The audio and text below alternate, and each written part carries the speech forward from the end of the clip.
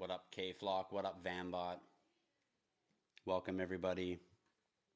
Thank you for joining back in. Sorry, I'll be honest with you guys. I'm new to using the live feature. I've never gone live before. Today's the very first day that I've done it, and I don't know how to operate this fucking thing.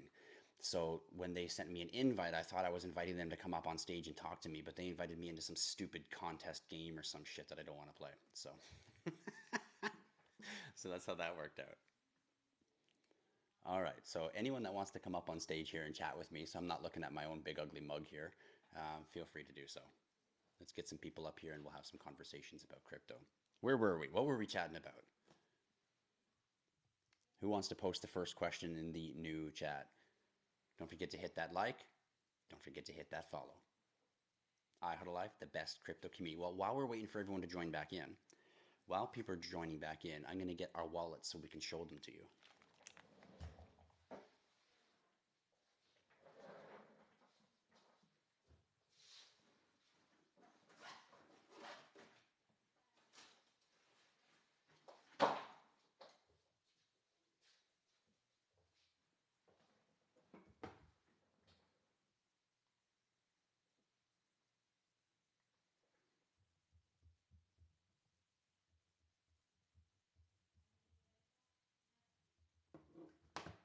So first of all, when you turn our wallets on,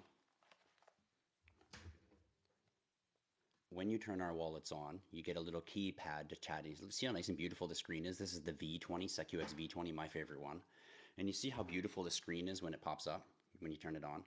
And now it's going to ask me a 4-digit PIN to allow me to enter. And the interesting thing about it is when I enter my PIN in here and I hit enter, it lets me go into the wallet. And now every time that PIN pops up, when I type in my 4-digit PIN, it scrambles. So next time the numbers are going to be in different locations. So I have to type in a different pattern. So if someone's watching me consistently, they're not able to recognize the pattern of your numbers because they're constantly changing all the time.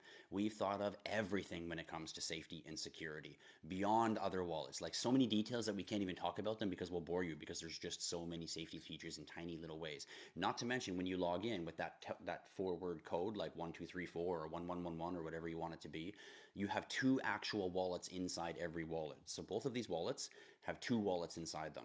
So if I type into this one 1111, I go into wallet A. And if I type 2222, for example, I go into wallet B, which means on each wallet there's technically two categories of where I can put my money. And the benefit of that is if anyone ever says, show me what's on your wallet, give me your money, I can show them what's in one wallet and not show them what's in the other wallet. Or I can, show my wife what's in one wallet and not show her what's in the other wallet. So you can actually have 2 separate wallets with 2 separate entrant codes, allowing you to do that. So you can see that the numbers will scramble each time. And when you do log in, I'll show you this one. This is just one of my test wallets. You can see here, it'll show you your cryptos. Now, let's say I wanted to send Bitcoin over here, which is what makes the wallet so fucking cool. If I want to send Bitcoin, I don't need to log in. I don't need to do all that crap. I can literally just pull up the screen right there. There's my QR code just by touching the screen. Beautiful touchscreen display, as you can see. So I hit Bitcoin. There's my QR code. Now I'm on my telephone. I've got my exchange. Boom, I send my crypto over. Just QR scan with the camera instantly. So amazing. If I was a merchant, if I was selling a product, I could literally just show you my QR code and you could make a payment to me anywhere on the spot. That's what makes these offline wallets amazing. And they're self-custody. 100% the money is in your possession. Well, you know it's on the blockchain. The private keys are held in the wallet. Throw it in the river, run over it with your car, lose it. It doesn't matter. Just go get a new one, type in your password, and there's all your money restored into your new wallet.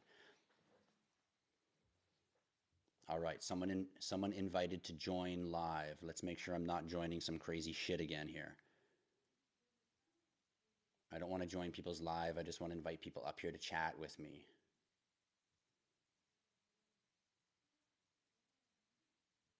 All right, let's say we got Crypto Bakashi 2018. I think I invited you, bro.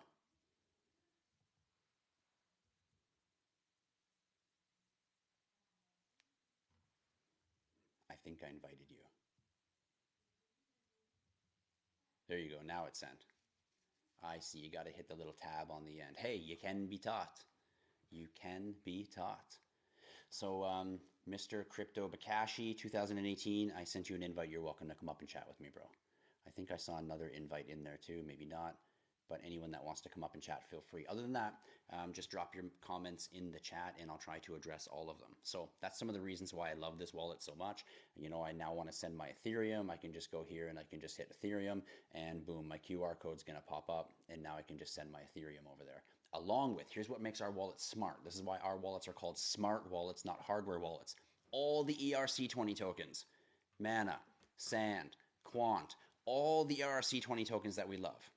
You can literally just send it directly to your Ethereum address. You don't need to send Shiba to Shiba. You don't need to send, Quant to Quant. You don't need to send Mana to Mana. You don't need to send anything that's an ERC20 token to an actual individual address. You can just send them directly to the Ethereum, and they'll instantly go right in. What's this thing? What's this swipe screen shaz we got going on here? Oh, I see. It's just teaching me how to use it. So a really great feature, and the Tron network and the Binance network is the same on this wallet. If I hit the Tron network, I can just send BitTorrent to it. I can send anything that's on a TRC20 or a TRC10 token. I can just send it instantly to the Tron address. Anything that's a Binance token, a BEP20 token, I can just send it directly to the Binance wallet address. Anything that's an ERC20 token, I'll just send it to the Ethereum address. So that's really, really easy for users. You don't have to send all of these different addresses all the time. And that's why these are the world's first smart cryptocurrency wallets. We don't call them hardware wallets. And until the rest of the world catches up, there's really not any other smart wallets on the planet. I would have to say Ellipal and Descent are the closest to coming out with smart wallets, but they still don't have the capabilities that we have. Not to mention, you can take these wallets, which I don't recommend doing, but you can take these wallets and you can connect them to OpenSea, you can connect them to Magic Eden, you can connect them to DeFi protocols, and you can transact with your money right from your offline device, just like you're transacting from your own home bank. I don't, because I like to keep my offline wallets offline, not connected to anything, and I use my online wallets for those transactions, but you literally can do that feature with the wallet if you wish to.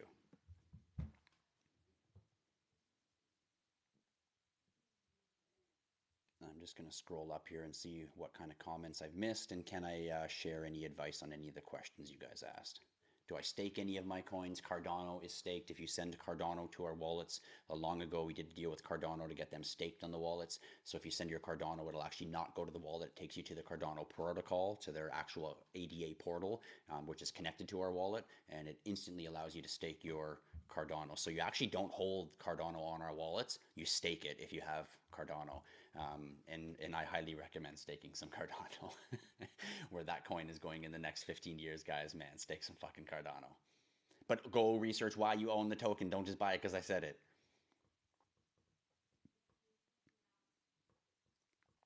How many different cryptos does our cold wallets hold?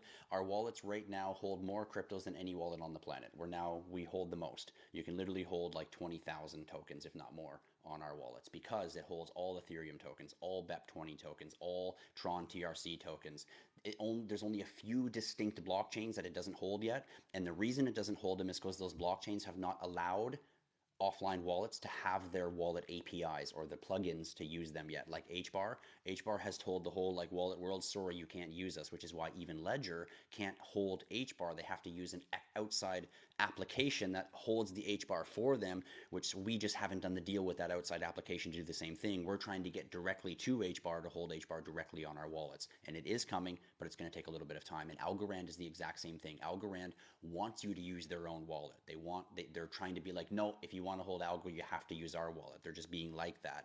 So they don't give their API out to offline wallets or companies like us that have these wallets. We can't get them yet. We're trying to, and we will. It's a matter of time. So coming down the pipe, you will see Algorand going on the wallets, which you can't get them on right now. And I do like Algorand. It's a good investment, in my opinion. Same with HBAR. Can't get it on the wallet right now, but two of my favorite tokens. So those are two that I use in online or other wallets, not on my offline one.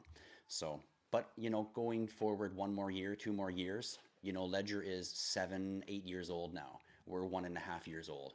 So, we're very far advanced for how young we are. In another year or two from now, the only tokens you won't get on our wallets is tokens that we deem not safe for investors to be putting their money into.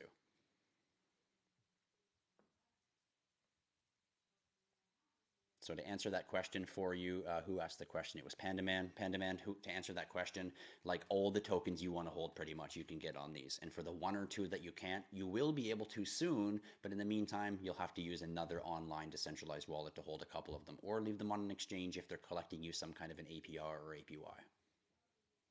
Like Coinbase for right now, not terrible to leave a little bit of Algorand on Coinbase. You can collect 5% on your money, which is a pretty good return considering what traditional investing gives you on your money. I wouldn't put all my money there in case Coinbase ever disappeared, but Coinbase is pretty secure. They are insured. So to a certain level, I would put a small amount there that grows, and besides, if you're investing in crypto, you're diversified across many anyway. You don't have all your money in one spot. So holding a little bit on an exchange on something that's collecting you an API or a staking reward, that's not bad. Just make sure that you don't have the bulk of your bag in the custody of someone else, like an exchange or something, just because it's giving you some rewards.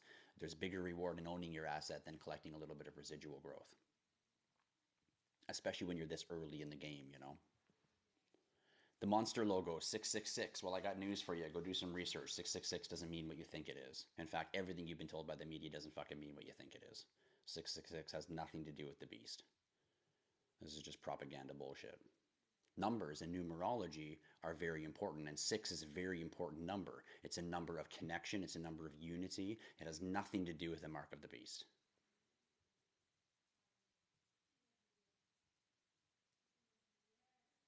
How do you add tokens that are not on the list? I'm not sure what you mean. HBAR is not on the list, so you can't add it. If you want to add a token such as Shiba, because it's Shiba Inu is an ERC20 token, not a coin, it's not a native asset, it's a token on top of another blockchain. So because Shiba Inu is built on Ethereum, you just send it to the Ethereum address. And once you do that, Shiba Inu will now show up on your wallet, and then you'll be able to send it directly to the Shiba or the Ethereum. Either way, it'll still go to your wallet.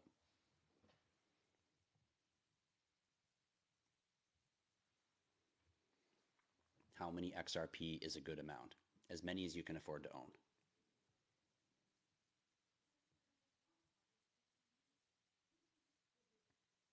Can you add tokens? Of course you can. Plug in your SecuX wallet and you can add whatever tokens you want to it. You can't add poop coins. It's not like MetaMask where you can just go drop any coin to it. We don't do that. The reason is we're very secure. It'll only have proven blockchains, proven companies. You can't go get like blah blah token, ask coin token and get it. You just won't. It won't show up on the wallet. You'll try to search it, it won't be available. You have to use MetaMask or some online exchange, Pancake Swap, where they don't care about you. They don't care about the safety of you. They're just making money, make us coins, make us transactions. We're not like that. We're all about security and protecting the user.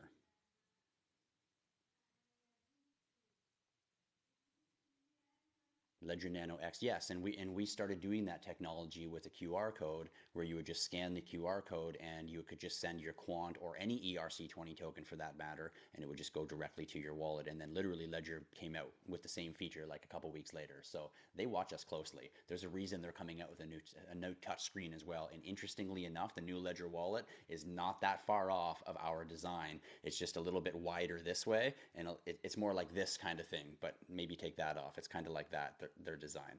So yeah, they've been watching us carefully, and that's a good thing because Ledger's a really solid player. They're the biggest player out there. We're the new young guys on the block. And how do you secure yourself as one of the top wallets? There's never only going to be one. There's always going to be an Apple and a Samsung, so to say. There's never only going to be one. So how do we secure ourselves as one of the top best wallets out there? Well, we jump ahead of the game with innovative features, and then we let the big boys copy us, and then we solidify ourselves as one of the top two, one of the top three, potentially the top wallets on the planet. And in my opinion, in my professional cryptocurrency savvy opinion, show me a wallet that's better than these. It doesn't exist right now.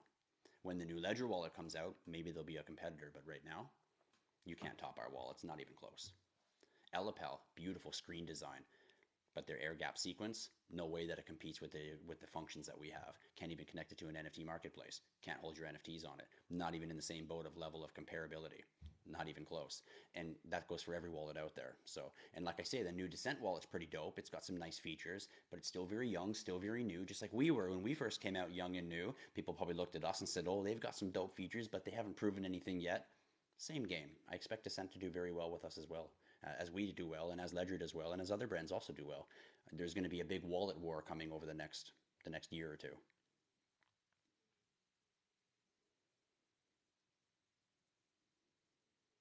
Just got the #1 gifter badge. Thanks, guys. Did you guys gift me something? I don't even know how that shit works. What are you gifting me? Like likes or something or something? Token likes or something? I don't know how that works. But thanks anyway. Whoever's sending me a gift, I hope that I'm giving you the gift. I hope that what I'm talking about is giving you the gift. I hope that you pick up a little bit of the knowledge that I'm spewing out there, and somehow in your lives you take that information and it helps you make money, it helps your kids live a better life, it helps you do good things with your family, take your wife out and spoil her, whatever it does that makes awesomeness in your life. Fuck man, I hope that that's what you get from the shit that I spew out of my mouth. I really hope that that's what you get, because man, that shit gets me high thinking about that, thinking that people change their lives and people do good stuff off of just little old me. I'll remind you again, I'm just a regular dude like everybody else. I'm just a nerd for crypto. I'm a nerd for blockchain. I'm a nerd for NFTs, and I study it at a deep, deep, deep level. And I really wish to understand it further, so therefore I'm able to retain the knowledge very well, and more importantly, explain it in a very applicable way for people to understand. And I know that, so that's why I'm here doing what I'm doing. So thank you for whoever sent me coin or gift or whatever those are. I don't even know what those do. I don't know if it like increases my status or if it increases my follower view or makes me post. I have no idea, but thanks guys. Whatever. Thanks for the gifts. Let's see what else we got in here that you guys want to chat about. You can put algo straight on the ledger. Awesome. Like I said, Ledger's a really great wallet. They're ahead of us in some ways, definitely in the way that they have more deals with blockchains and coins than what we do. But I mean, they've been around for 8 years. You know, they've they're having meetings with people that we don't even have time to get meetings with, because we're still having meetings with the people that they've already had meetings with years ago. So it takes time to grow and to catch up and build your network that big. So they're definitely ahead of us on a few things, holding a few niche coins like Algo, like HBAR, which I desperately love those coins. And I would buy a Ledger wallet just to hold those two coins.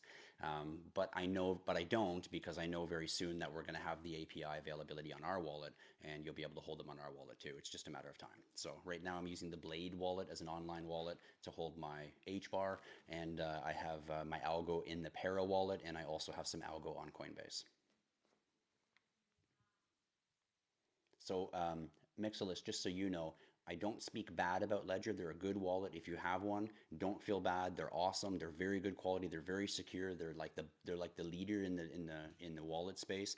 We're just the new kids on the block, and we came out with some really cool, innovative shit, and we're kind of making them look a little bit rusty and dusty right now. But don't worry, their new wallet they're gonna come out with, they're gonna smack us back in the face the same way that we smacked them in the face with new innovation.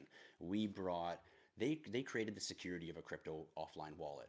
We created the usability of an offline crypto wallet. And when they take what we did and what they know and they mix it together, their new wallet's going to be fucking badass. You know, I'm gonna have a hard time telling people why mine are better, because they're probably not going to be better anymore. They're going to be pretty on par, and they're going to come out with some cool features. Like they've got a really cool feature we don't have. For example, well, we have some cool features that they don't have too. You know, we can send QR codes directly through payments and become a payment device. Send a QR to this, and the money could go to my other account somewhere else. We've got some neat features on our devices that theirs don't have, but they might when they release their new wallet. And one other feature that I know their new wallets are going to have that are really awesome, that I think our wallets will have to steal the idea and upgrade too, because that's what people do. They compete with each other, and we keep stealing each other's ideas, and we deregulate ourselves to produce the most for the customer at the least price, which is why I said there's going to be wallet wars. But they have the ability, our wallets, you have to plug them in if you want to charge the battery that's in them.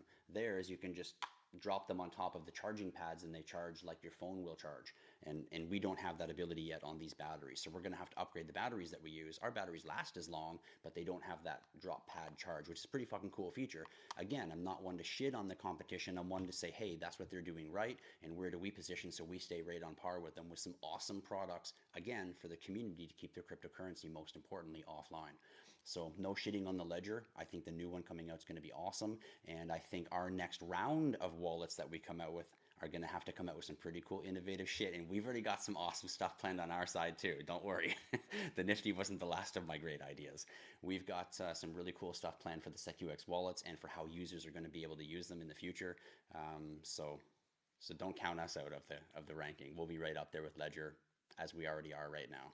I think we're now ranked, SecuX I think statistically is now ranked the third best wallet on the planet, and the only ones that are ahead of us is Ledger and Trezor, which are the two goats. So that makes us pretty proud being the new kids on the block. Vambot, You just got the #1 gifter badge. I still don't know what you guys are gifting me. I don't know how this gifting shit works. I see flames and I see little signs and I see a daily ranking and I don't know what the fuck that shit means. But anyway, thanks guys. You guys are fucking awesome. I love you.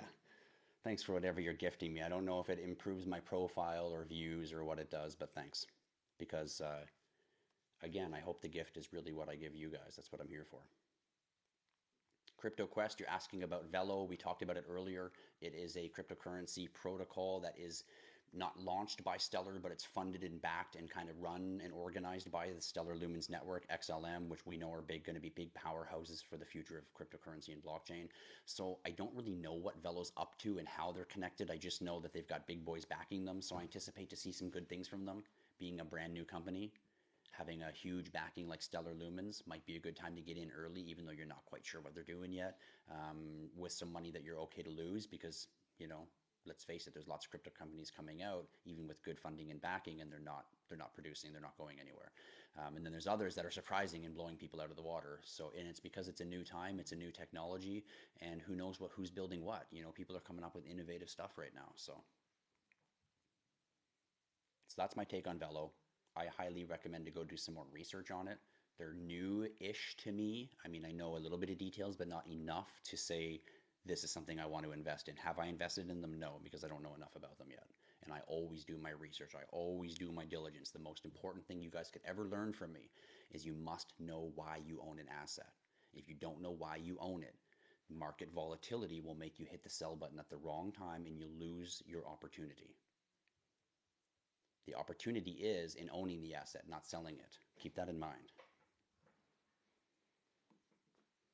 Any small caps that you suggest researching, yes, I suggest researching ones that I don't know. Because if I already know it, it might be too late. And with that said, let me go back to that comment for a moment. For Alan Moore 4, when you're researching new small cap coins because you're doing a little bit of the gamble game, you're not investing in a Chainlink or an Ethereum or a Bitcoin, which you know is going to be gradual, continuous growth in the future. You're investing in a really small, low cap coin because you want to see boom, spike, right? Or you wouldn't have asked the question. So what I know from that is two very important things. Number one, you can't treat cryptocurrency like a casino. If you do, it's going to fucking wreck you and you're going to lose all your money. Number two, it's okay to play that gamble game a little bit, but you have to do it very cleverly. And what I mean by that, if I have $1,000 of my money, I often use 1,000 as a really simple number to play with because a lot of people can invest that amount, whether you're rich or whether you're poor. So $1,000 invested, you should not be putting $1,000 into high risk coins like that. You should be taking $300 at most out of that $1,000 and then going and investing. Oh, we're losing battery power. We're losing battery power, folks. Uh-oh. Let's see if we can unplug this. We'll drop the microphone and we'll get some power going on here. All right, 1 second, guys. Sorry, my vocals are not going to be as good now, but let's get some power. So we can keep this live going. Do we got power? All right, that connected me. All right, don't need those bad boys anymore. Everybody still hear me okay? My microphone is now disconnected. So I'm just talking through my phone. I hope y'all can still hear me all right. So, you know, the small cap coins that I suggest researching, like I said, I suggest that you research, new ones. And when you are researching those new ones, I highly recommend that you only use a small amount of the money that you plan on investing into cryptos to put into those risky ones. Because yes, you might get the satisfaction of boom, it went from really low to really high really quick, but you also risk the chance of it going boom very, very quickly at the wrong time. And when you're playing in that market, it's not as easy as you think to time it when you're going to buy it, when you're going to sell it. I promise you, 9 out of 10 times you're going to be in there buying and you're going to lose your fucking money. 9 out of 10 times and you're going to come out of it depressed, stressed, and lose your money because it's a very dangerous game. It's only pipe dreams for the odd person who got lucky, bought the right one at the right time, made a ton of money. 1 million people hear the story and all of them lose their money. Only the one guy made the fucking money because it's that rare that it actually happens. So be very careful and make sure you're only using a small amount because when you're dealing with those super, super low cap coins, you're in the gambling zone. which is why you can't get a lot of low cap coins on our wallets yet, because it's too much of a gamble that it's not a safe investment, so we don't accept them being on our wallets yet. So same area. I don't, like I say, there's money to be made there for sure. Just be careful and don't be using all of your funds. Make sure that you have the portion of your funds, the larger portion, invested in the long-term compounding growth, because then you are an investor, not a gambler. How do I feel about algo, Brody? You must have joined in later because we've just been talking about algo for quite some time, and we are algo lovers over here.